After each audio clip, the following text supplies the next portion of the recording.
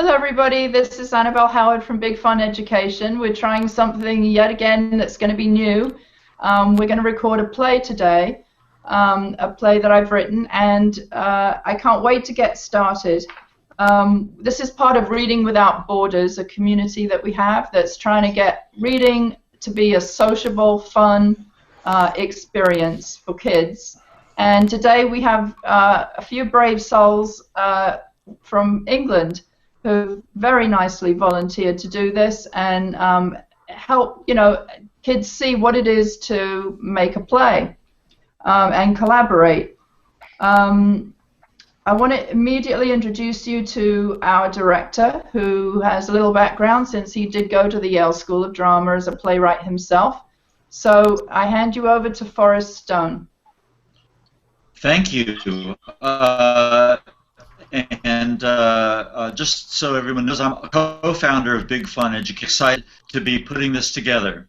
I wanted to explain just a few things about how this kind of process works for the kids and for their teachers. We're going to do what is often called a table reading. It's when you first get actors together, the very first time. And you sit around a table usually. I suppose you could call it some other kind of reading if you sat around something else. But if you sit around a table, it's called a table reading. And the director is kind of running the show. The director is like a teacher, sort of in charge of everything and tries to help everybody do their best. Okay? Now, we're probably going to read this play, it's very short, about 3 times. The first time we're going to do what some people call a stumble through. Stumble is like falling. So we are going to stop. I'm going to say, hey, husband, why don't you try this? Or detective number 3, why don't you try this? And we're going to stumble through the script the first time, just kind of getting used to what it might be like. The next 2 times, we're going to try to go right through. When you do this sort of table reading, there's a person called the stage manager. The stage manager today is Aslan Bloor, and she is going to read the stage directions. Let me see if anything's... If you have a play and you read it on paper, there are things that you don't hear the actors say. It's like move to the other part of the stage or leave or something like that. The actors just do that. It's written down on paper, but you don't hear it said. But in a table reading, we don't want actors getting up and doing things like that. So what instead we do is we have a stage manager who's in charge of all kinds of physical things, is going to read the stage directions, just those directions that you would see.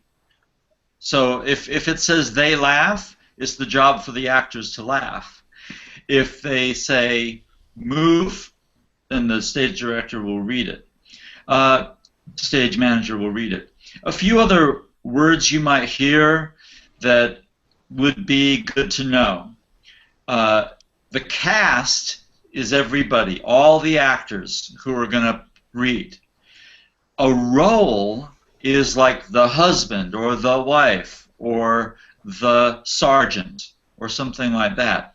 Another word for the same thing is part. I have a part in a play. Another word for the very same thing is character. So you can talk about a character, a role, or a part, and they all kind of mean the same thing. A line is not just a straight line. A line is something you say. It's one of the sentences you might speak as an actor. Notes are what the director or other people might say to actors to try to help them do their part better. A cue, which is spelled C-U-E, a cue is the clue for somebody to say their next thing, to take their turn. It's the thing right before what you have to say. So those are most, I think, of the words that you might hear me use or hear somebody use today that will tell you what we're talking about and how we're trying to work together to make this a fun thing to listen to. What we're going to do at the end of this is we're going to take just the sound and we're going to make something that's known as an audio track. It's like a straight line on your computer when you're working on the kind of software that you need to work to make this thing, and it can play all the sound. And if you take it from the top, you go from the beginning, and when you're done, you say it's a wrap. You're wrapping it up like wrapping something in a bow. So I think that explains everything that we're going to be speaking about. But obviously, if we use some kind of word that you don't know or your teacher wants to learn more about, you can always email us or visit our Big Fun Education page on G+, and we're happy to teach teachers and kids a lot more about theater and a lot more about classic literature. Now, here's something that most people don't know. The writer of the play is not the most important person around when it comes to putting the play on. As a playwright, I know this from painful experience. The playwright doesn't get to talk a whole lot, but today we're going to break that rule, and we're going to let Annabelle say just a little bit about what she was thinking and why she wrote it. Then we're going to make her be quiet the rest of the time. Okay, so Annabelle, tell us why you wrote this play. Okay. Well, first of all, it's an important poem, and many teachers want to teach this poem, but not quite sure how to do it, how to make sense of it. So when I looked at the poem, I tried to read it with an open mind. And I don't know if you know this poem, but it starts out, "The owl and the pussycat went to sea in a beautiful pea-green boat. They took some honey and plenty of money wrapped up in a 5-pound note." Well, that's silly, isn't it? You can't wrap honey up in a 5-pound note. So immediately I thought about it being nonsense. And I thought, what if we took the nonsense seriously? What if we went outside the world of the poem and we still took it seriously? What if these really were facts? This really did happen. Then we might be able to explain the poem more because we'd have people talking about the poem, and maybe the facts in the poem would come to life. And so then once I decided I wanted to make a play about it, I had to think, well, who would be talking about it? Who would be talking about a cat running away? Well, of course, the person who owns the cat. So we had to have a cat owner, and then I began to get a little group of characters together. Well, who would you go and tell if your cat was missing? You'd have to go and tell a policeman. So there we go. We've got the setting. It's a police station. So I think that's all I'm allowed to say now. I'm going to be quiet. Yes, very good. So that was a very restrained playwright, a very modest playwright. So what we'll do right now is just if we could ask each cast member, maybe we'll go, I don't know if everyone is seeing Aslan. Would everyone be seeing the same lineup of thumbnails? Is that, no, that's personalized. Okay. So I guess let's start with Ammon. I'll read from my left to right. Ammon, could you just say what you're playing and who you are? Hello, I'm Ammon Johns, and I'll be playing Detective 2 today. And this has always been a poem I've really loved, and I love nonsense poems. My favourite one of all is a poem called Jabberwocky, which you may not come across for a little while yet, but oh, I still love that poem today. Always do. Thank you. Amy? Hi, I'm Amy Harrison. I am going to be playing the part of the wife. And like Ammon, I really like this poem, and when Annabelle asked me to get involved, I was really excited because I also love getting involved in plays and theatre, and I haven't done anything for a while. I think the last thing I played was Dorothy in The Wizard of Oz. So that was a lot of fun, and I'm really looking forward to doing this because I think radio, plays, it's all great fun. Thank you so much. Andrew? Hi, yes, I'm the sergeant, and thanks for asking me. I've always wanted to be a policeman, and here I am having had to go through any training at all. So thanks for that. I'm looking forward to it. Sounds great. Aslan? Right, unmuted myself. Hi kids, I'm Aslin. I'm the stage manager. I've got 4 kids. I used to teach English, and I still teach my 4 kids, and we're always doing plays, our own plays, and I'm looking forward to telling everybody how it's done with the rest of the cast members, showing everybody. Back to you, Forrest. Super, thank you. Jim? Hi, my name's Jim. I love having fun, and Annabelle told me that this was going to be fun, so I'm really, really looking forward to it. We'll get the fun started any moment now. Okay, Kevin? Hi, I'm Kevin, and one thing about this the Pussycats is the pea green boat. I've never ever seen a pea green boat, and I would love to see one. I think every child, if you could draw a boat, you probably would never colour it in pea green. It would be a good one to see if somebody could draw and colour in a pea green boat. Okay, kids, remember to send us pea green boats. Neil? Oh, Neil's got to take his unmute himself. He's muted. Sorry. Can I unmute? I'm not sure who's muted Neil. Has he muted himself? Neil, if you can hear us, just unmute yourself. You hover to the top of your screen and you'll see a little microphone icon, among others. And this is really what happens in real life too, kids. Right, move your cursor to the top middle of your screen, Neil. The microphone, just click on the microphone and you'll unmute yourself. There you go. Yay. Ah, excellent. Super. Okay, so sorry about that, everybody. I guess it's typical. I like to talk, so somebody obviously wanted me not to talk. But yeah, I'm Neil Saunders. I'm playing the part of the husband today. I remember as a kid growing up in England loving this poem, and actually I was part of a group called the Young Theater. I haven't really done any acting for a long, long time. In fact, 37 years ago I moved to the United States, so I'm one of the cast members that's here in the United States. But I'm looking forward to performing for you today. Excellent. So now we've met the entire cast, so we're going to do what's known as taking it from the top. So if everyone could get their script handy. We do have a switch. Yes, A? Can I just show a picture of where everybody is? Oh, yes, that's a great idea. Let's everyone take a look at the script. Annabelle has prepared a map showing where in England everybody is. Can you see it? No, not yet. Here we go. Nope, that's Aslan. No, you're not seeing it?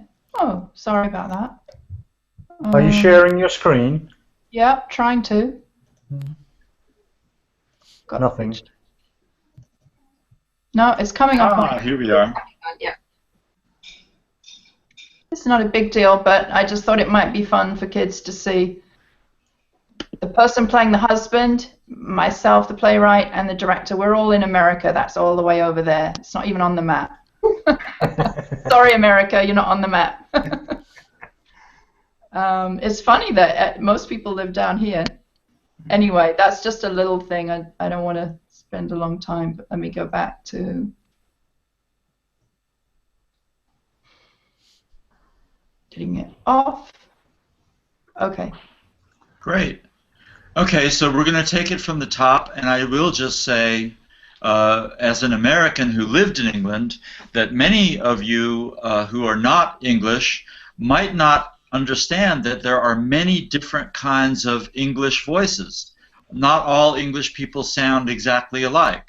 There are many what they call accents, a different way of speaking. Just like here in the United States, some people talk like this, and some people talk like this, and some people talk like this. I don't know how people talk, but in any event, there's a variety of English accents, and you're going to certainly hear a nice variety today. So enjoy that, everyone who loves the English language. Okay, Aslan, we'll begin by reading things like the setting and that sort of thing. Okay. Oops. Okay. Got a question for the director. All the other scenes are mentioned, but scene 1 isn't. Scene 1 is just the setting. So should I say the setting, scene 1? Very good point. And I'll bring this up with the playwright, who obviously neglected to type scene 1 at the top. Okay, right. Serious, everybody. The setting, scene 1. A small police station on the south coast of England. Okay, Sergeant, let's kick it off. Now, calm down, madam. You don't understand. No, I don't. Tell me again. What happened? My cat has disappeared. My green boat has disappeared. Our pot of honey is missing. Some money was stolen. A shilling and a £5 note. My ukulele is not in its case. I see. The night our cat disappeared, we heard an owl. I looked outside. It was a bright night with lots of stars. And I heard our cat wailing. It sounded horrible. It went on and on. You see, our cat has a thing for the owl next door. She loves him. How long has your cat been missing, sir? 1 year and a day. Where do you think your cat went? To the land where the bong tree grows. Really? Why? Well, this might sound like nonsense.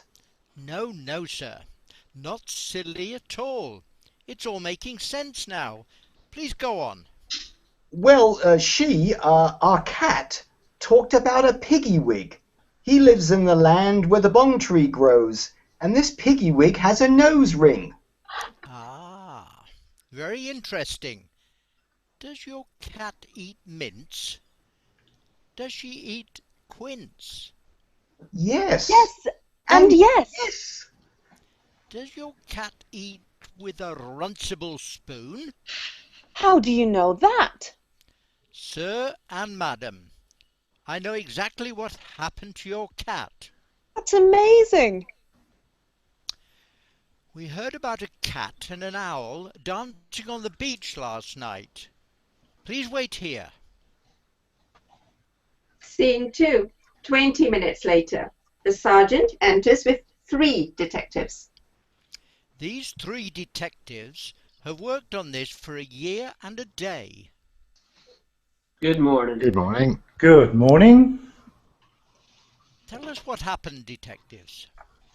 Detective 1 steps forward and reads from his notes. The owl and the Pussycat went to sea in a beautiful pea green boat. They took some honey and plenty of money wrapped up in a £5 note. The owl looked up to the stars above and sang to a small guitar. Oh, lovely pussy, oh pussy, my love, what a lovely pussy you are, you are, you are, what a lovely pussy you are. The owl loves her. That's wonderful. Scene 3. Detective 2 steps forward and reads his report. Detective, tell us what happened next. Pussy said to the owl, "You elegant fowl, how charmingly sweet you sing. Oh, let us be married. Too long we have tarried. But what shall we do for a ring?" Oh my, she proposed to him. They sailed away for a year and a day to the land where the bond tree grows. I knew it. Please, let them tell the story, madam. And there, in a wood, a piggy-wig stood, with a ring at the end of his nose. His nose? His nose. With a ring at the end of his nose. They had a plan. What good detective work. Bravo! Terrific. Scene 4. Detective 3 steps forward and reads his report. The ending, please. Yes, sir. Dear pig, are you willing to sell for 1 shilling your ring? Said the piggy, I will. So they took it away and were married next day by the turkey who lives on the hill. Bravo, Pussycat. Shall I go on, sir? I'm sorry, I'm just so happy.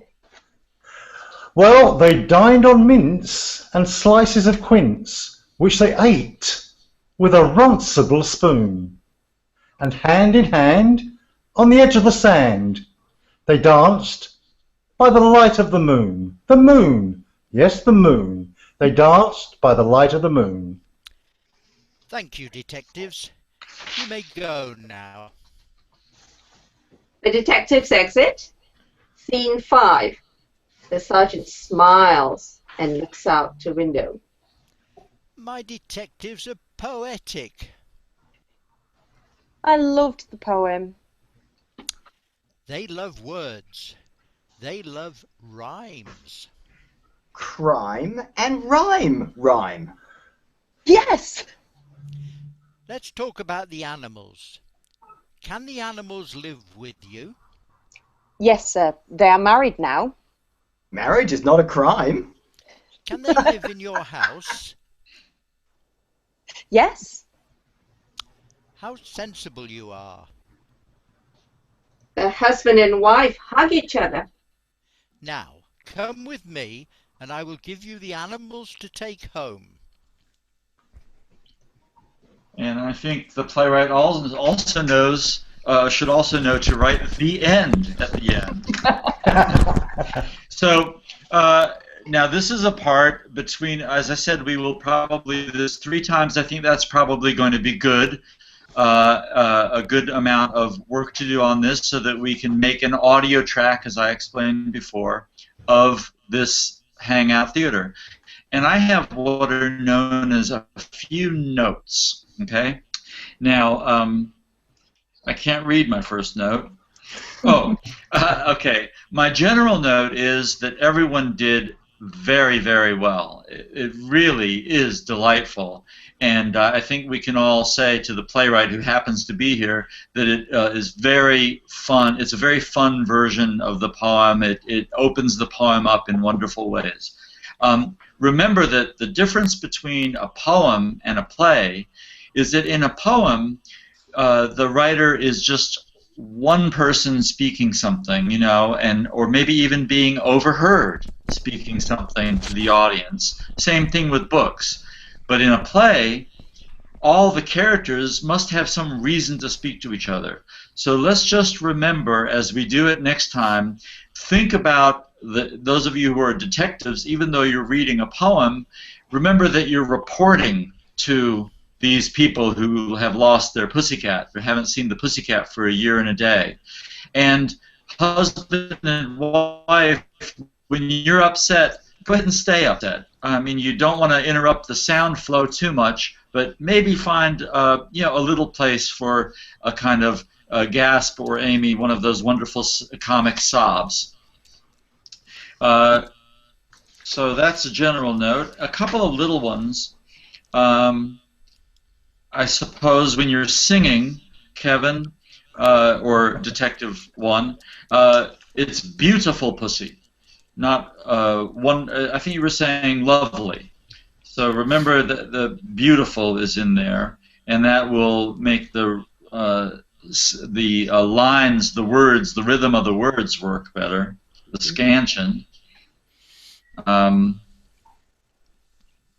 And let's see, Andrew. I think when the wife says, "I knew it," and she's interrupting, it's not so much let them tell the story, because she's not trying to tell the story. It's let them tell the story. So it's not so much that she's trying to interrupting the story. So let them tell the story, I think, is the line reading there. When the husband, just before Bravo Pussycat, and Detective 3, just after your line, there on page 4, there's a stage direction that says the wife sobs with joy. Now, that's a very interesting stage direction for those of you learning theater for the first time, because the other actors have to treat that as if it were a line, as if it was something, words that the wife is going to speak, even though it's crying. It's not really for the stage manager to read as a stage direction, because it's an active stage direction to be acted, if I should say. So, Amy, seize your moment. Seize your moment there. Give it a good old cry right in that place, okay? And let me see. Now, in contrast, interestingly enough, although, Andrew, you did wipe a tear, for sure it's very gratifying to the playwright to see you so emotionally touched by this, but that would be a stage direction that you would read, not for a stage play, but remember what we're doing with this, everybody. Ultimately, this is like a radio play.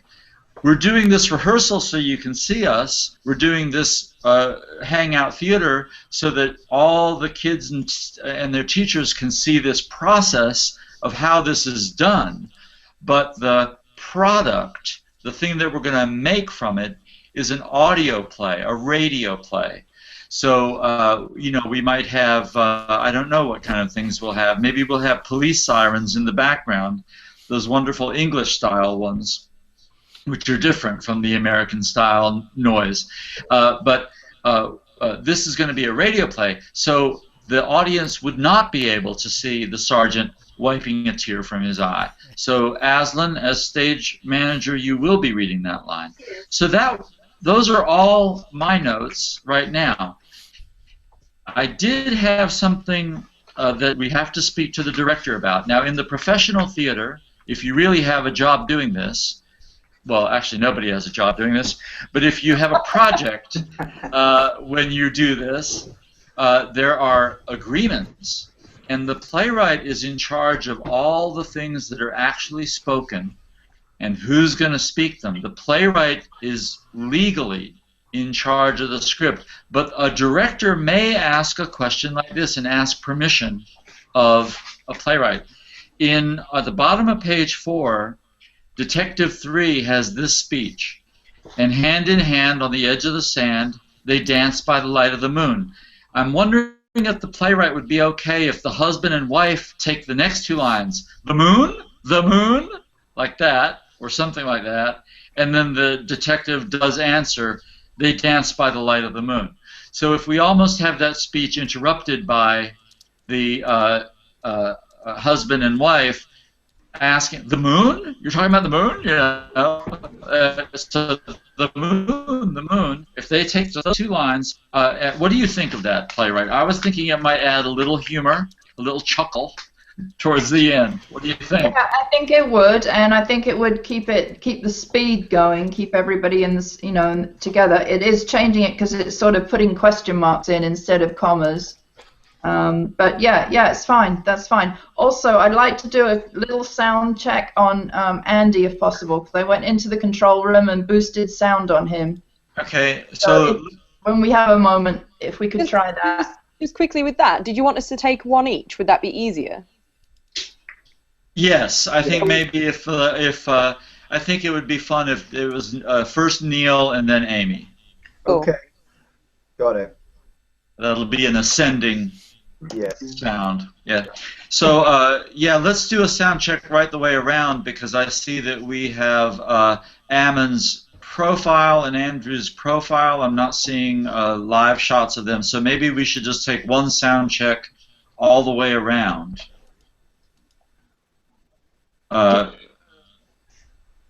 Maybe you could, because you have the control for balancing people. I think we're okay on everybody except Andy. Right. Well, I've unmuted myself now. I was mute. You saw my picture there because I was muted rather than live. I see. Okay, so your sound, I boosted your sound, but you're still fairly quiet. Right. He can't do anything about that, I don't think. As I explained in the notes there, because I'm on a Mac with everything built in, I've never used a headset before, so it may be something to do with this microphone, I don't know. Oh, okay. You got any other thoughts, Ammon, on that? Is it better? It sounds much better though, Annabelle. He does sound much better. It's good, yes, and we're not getting the echo. The boosting has helped. Unfortunately, I don't know much about the settings on Macs for turning it up. I'm working from a Mac as well. You can go into your sound settings and up the input, sound input, if that's any good, and sound output if you want to. Go to the rocket launcher settings, sound input output. I'll give it a go.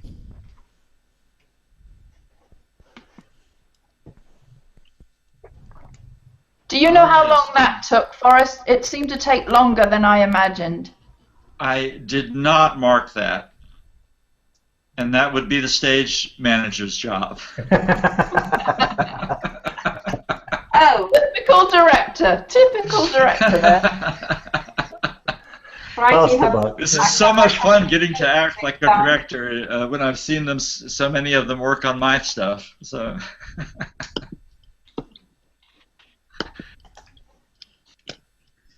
Oh, hang on, don't want to do that. I think I might have muted you by mistake. Hang on, sorry. Did I? Didn't. I see a Forrest talk. I was muted. I think I just unmuted myself. Okay, so are we set to run through again? I think so. Let's take it from the top. We will mark that it is now 1:35 Eastern Time. When was this poem written? The 1830s or something? It's later than you think. When are we going to be done? I don't know. 2025. So Aslan, with the script corrections that we've made of voicing scene 1 and voicing the end, let's take it from the top and do it once again. Everybody ready, steady? Yep. Let's do it. Okay. The setting, scene 1, a small police station on the south coast of England. Now calm down, madam. Oh, but you don't understand. No, I don't. Tell me again. What happened? My cat has disappeared. My green boat has disappeared. Our pot of honey is missing. Some money was stolen, a shilling and a £5 note. My ukulele is not in its case. I see. The night our cat disappeared, we heard an owl. I looked outside. It was a bright night with lots of stars. And I heard our cat wailing. It sounded horrible. It went on and on. You see, our cat has a thing for the owl next door. She loves him. How long has your cat been missing, sir? 1 year and a day. Where do you think your cat went? To the land where the bong trees grow. Really? Why? Well, this might sound like nonsense. No, no, sir. Not silly at all.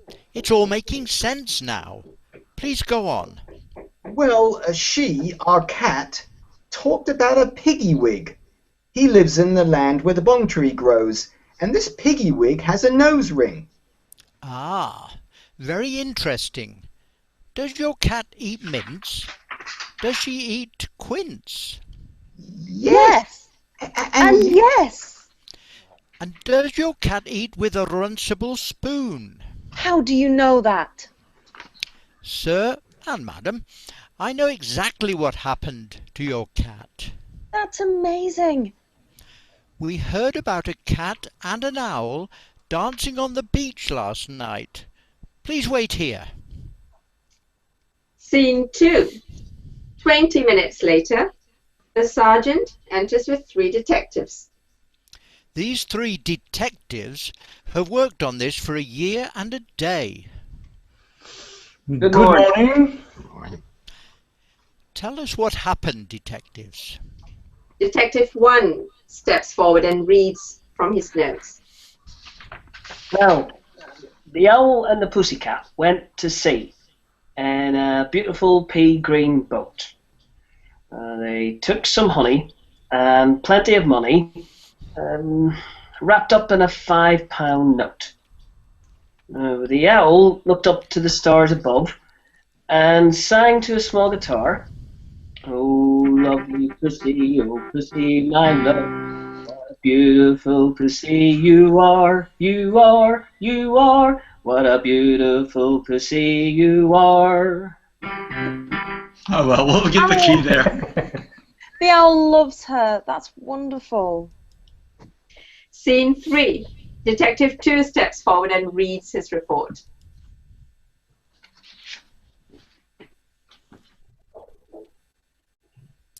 Detective, tell us what happened next.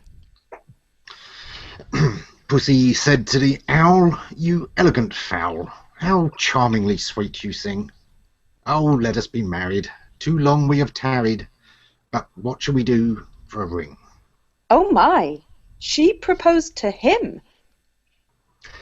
They sailed away for a year and a day to the land where the bong tree grows. I knew it. Please, let them tell the story, madam. And there in a wood a piggy-wig stood, with a ring at the end of his nose. His nose? His nose, with a ring at the end of his nose. They had a plan. What good detective work. Bravo! Bravo. Scene 4. Detective 3 steps forward and reads his report. The ending, please. Yes, sir. "Dear pig, are you willing to sell for 1 shilling your ring?" said the piggy. "I will." So they took it away and were married next day by the turkey who lives on the hill. Oh. Bravo, Pussycat. Shall I go on, sir? I'm sorry. I'm just so happy. They dined on mince and a slice of quince, which they ate with a runcible spoon. And hand in hand, on the edge of the sand, they danced by the light of the moon. The moon? The moon? They danced by the light of the moon. Thank you, detectives. You may go now. So, The detectives exit. Scene 5. The sergeant smiles and looks out a window. My detectives are poetic. I loved the poem. They love words. They love rhymes. Crime and rhyme? Rhyme? Yes. Let's talk about the animals. Can the animals live with you? Yes, sir. They are married now. Marriage is not a crime. Can they live in your house? Yes. How sensible you are. The husband and wife hug each other.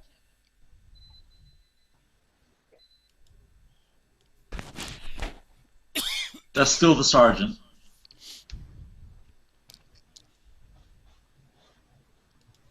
Did we lose the sergeant? I think we lost him. now come with me. I will give you the animals to take home. Sorry.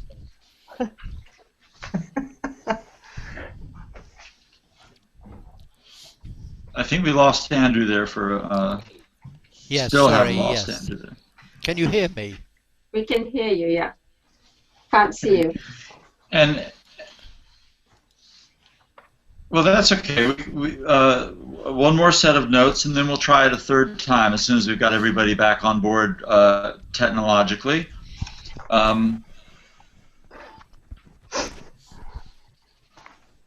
Here. Oh, wait. Oh. And that did read 8 minutes. Mm-hmm. So your estimate, the playwright's estimate, was right. Clearly an experienced playwright. So I was wondering, at the bottom of my page 1, when the wife says, "You see, our cat has a thing for the owl next door. She loves him." Maybe there's just a little bit of embarrassment. It might be slightly scandalous for a pussycat to love an owl. You know, that maybe it is. We don't know, but in this world of nonsense and silliness, it might be something one would be a little embarrassed about. Not terribly, but just a little embarrassed about. That might give that line some energy. Now, I have a question for the playwright. When the husband says, "Well, this might sound like nonsense," the sergeant says, "No, sir, not silly at all." I'm wondering if we could insert the word silly. So, "Well, this might sound like silly nonsense," and then the sergeant could say that it's not silly at all. And I would, if the playwright was putting up some resistance to this thought, I would think, well, remember, this is for kids to hear, so the word silly will help explain the word nonsense by using them together like that. So, what do you think there, playwright? I think no. All right. And I'm not even going to say why. I'm just going to say no. Okay, well, that's, again, if we were professional. Ooh, that hurt. No, if we were doing this on Broadway, that would be your prerogative. That would be your right. You would be able to do that without then really making the director annoyed. Now, I'm wondering also, a little bit down the page, something that is the director's prerogative. It says husband and wife says yes and yes. I think if the husband said yes and the wife says and yes, that might be funnier, and I think that might be something one could interpret from the way it's written without getting permission from the playwright. Similarly, a little bit further down the page, at the beginning of scene 2, when the detectives say good morning, it might be kind of nice to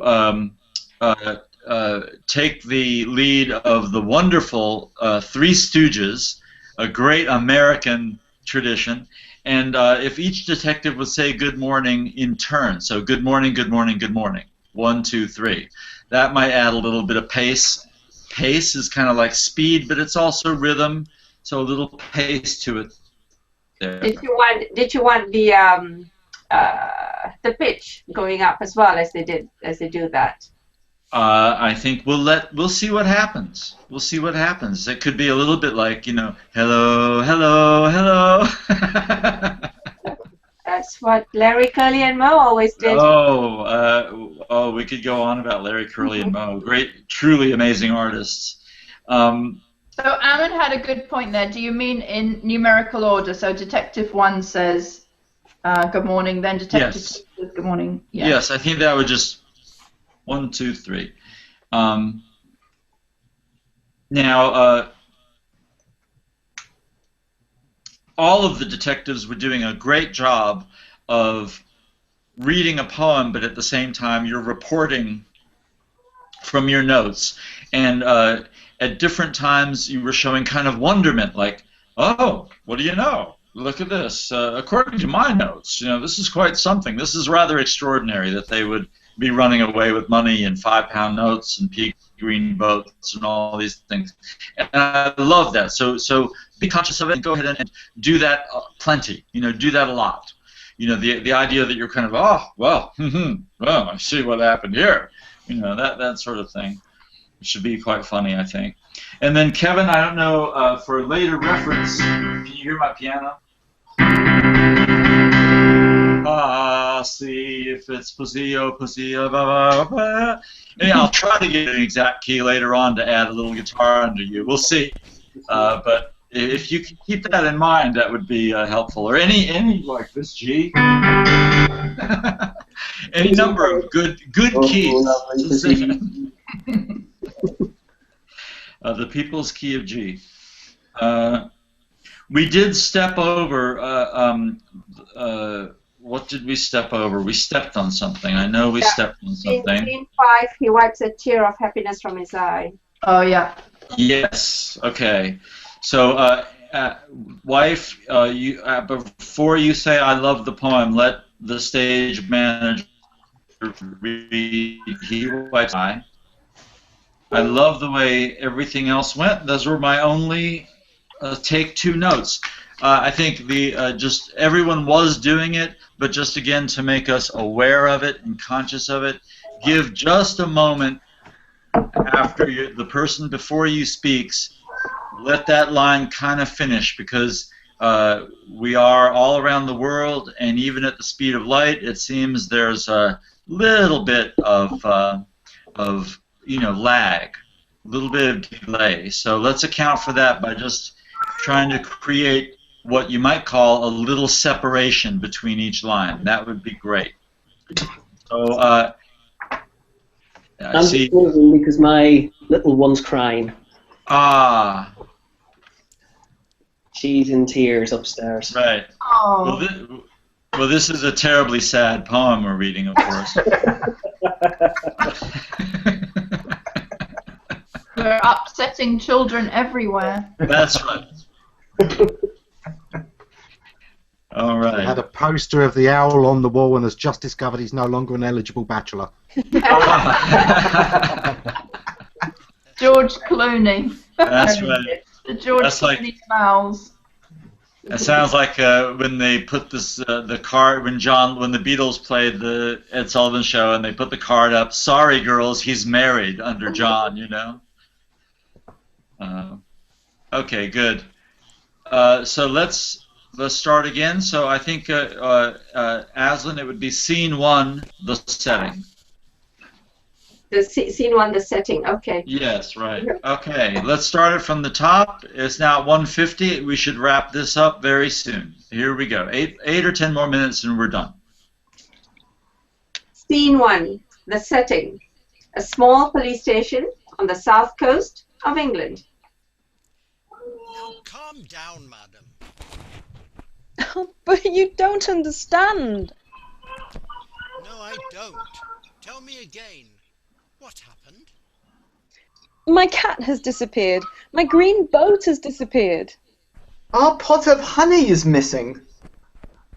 Some money was stolen, a shilling and a £5 note. My ukulele is not in its case. I see. The night our cat disappeared, we heard an owl. I looked outside. It was a bright night with lots of stars. And I heard our cat wailing. It sounded horrible. It went on and on. You see, our cat has a thing for the owl next door. She loves it. Okay, everybody, I'm going to call time out. We're going to start from the top, okay? A, are you there? Yeah. You have the control room. I think what you need to do is, it's too bad that there's not a setting where you can unmute, one person at a time. In other words, everyone's muted and you unmute them. But Kevin, I think we are getting a little background noise and you're popping up. So if you could mute yourself, great. Until such time I think that's the only one. Ammon, I know you're good at these Hangout things. Were you hearing any other thing that was maybe causing some of the... I think that was the one that's causing a little bit of popping up. So let's start it from the top one more time, if we don't mind. Scene Okay. 1. Try again. Well, yeah, and remember, I just did it. Remember, the person speaking before you. Give that extra second or two, because I'm trying to think about how I'm going to derive a clean audio track from all this. Okay, so let's just give it a little extra moment before your own line. Let the line before you settle into the internet. Scene 1. The setting. A small police station on the south coast of England. Now calm down, madam. You don't understand. No, I don't. Tell me again, what happened? My cat has disappeared. My green boat has disappeared. Our pot of honey is missing. Some money was stolen, a shilling and a £5 note. My ukulele is not in its case. I see. The night our cat disappeared, we heard an owl. I looked outside. It was a bright night with lots of stars. And I heard our cat wailing. Oh, it sounded horrible. It went on and on. You see, well, our cat has a thing for the owl next door. She loves him. How long has your cat been missing, sir? 1 year and a day. Where do you think your cat went? To the land where the bong tree grows. Really? Why? Well, this might sound like nonsense. No, no, sir. Not silly at all. It's all making sense now. Please go on.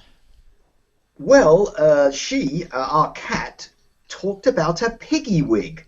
He lives in the land where the bong tree grows, and this piggy wig has a nose ring. Ah, very interesting. Does your cat eat mince? Does she eat quince? Yes. And yes. Does your cat eat with a runcible spoon? How do you know that? Sir and madam, I know exactly what happened to your cat. That's amazing. We heard about a cat and an owl dancing on the beach last night. Please wait here. Scene 2. 20 minutes later. The sergeant enters with 3 detectives. These 3 detectives have worked on this for a year and a day. Good morning. Good morning. Good morning. Tell us what happened, detectives. Detective 1 steps forward and reads from his notes. The owl and the pussycat went to sea in a beautiful pea green boat. They took some honey and plenty of money, wrapped up in a £5 note. The owl looked up to the stars above and sang to a small guitar. Oh, lovely pussy, oh, pussy, my love, what a beautiful pussy you are, you are, you are, what a love, beautiful pussy you are. Okay, Kevin, you can take that again. Okay. Take that speech again.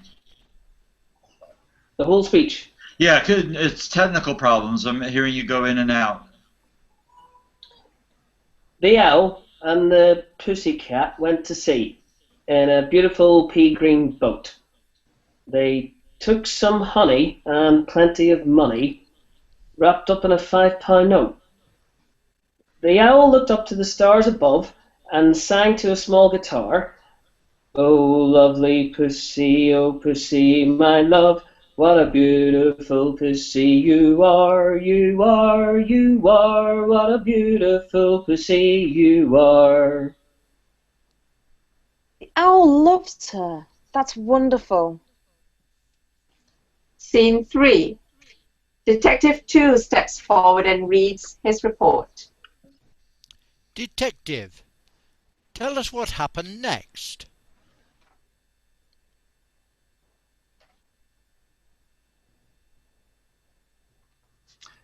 Pussy said to the owl, "You elegant fowl, how charmingly sweet you sing. Oh, let us be married. Too long we have tarried. But what shall we do for a ring?" Oh my! She proposed to him. They sailed away for a year and a day to the land where the bond tree grows. I knew it.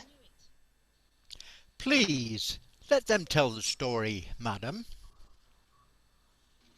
And there, in a wood, a piggywig stood, with a ring at the end of his nose. His nose? His nose, with a ring at the end of his nose. They had a plan. What good detective work. Terrific. Bravo! Great. Wonderful.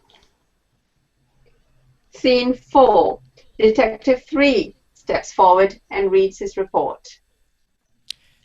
The ending, please. Yes, sir.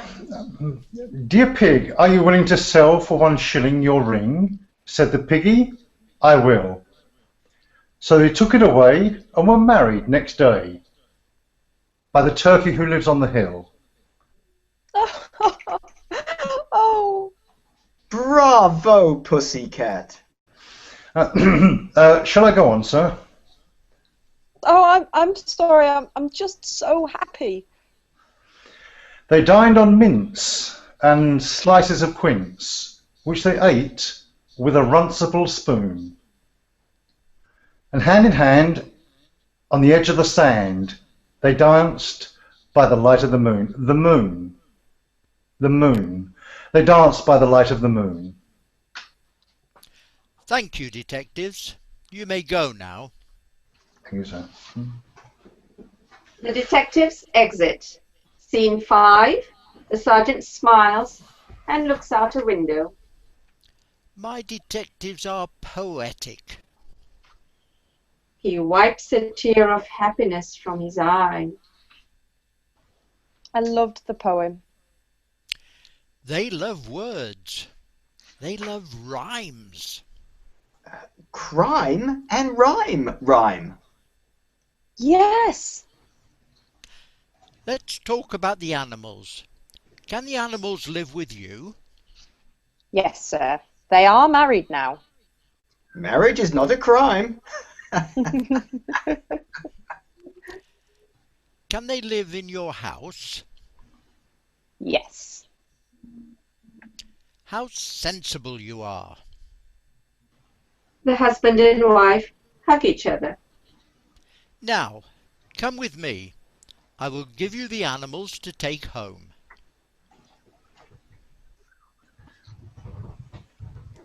The end. Okay, now we're going to do one thing that you do in movies and TV and radio that you cannot do with a stage play, which is we're going to do something called a pickup, which is that we're going to redo one little bit, okay? The part where the detective number 3 is saying, in hand on the edge of the sand, they dance by the light of the moon.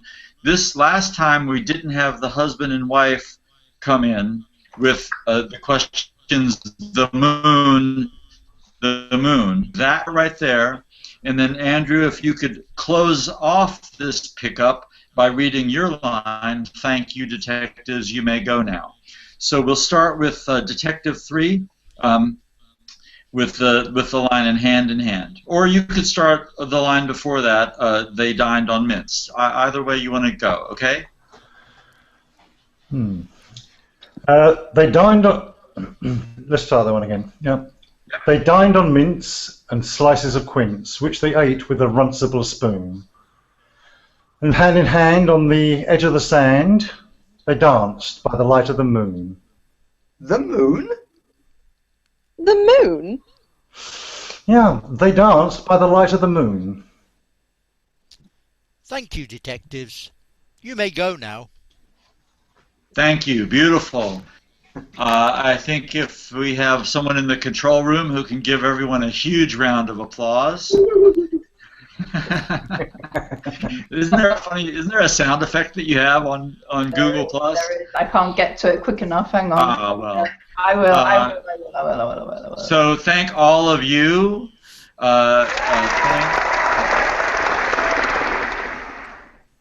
Thank all of you. Thank Big Fun Education. Thank Reading Without Borders. Thank Google and Google Plus for providing these tools that anybody can use in all these amazing creative ways.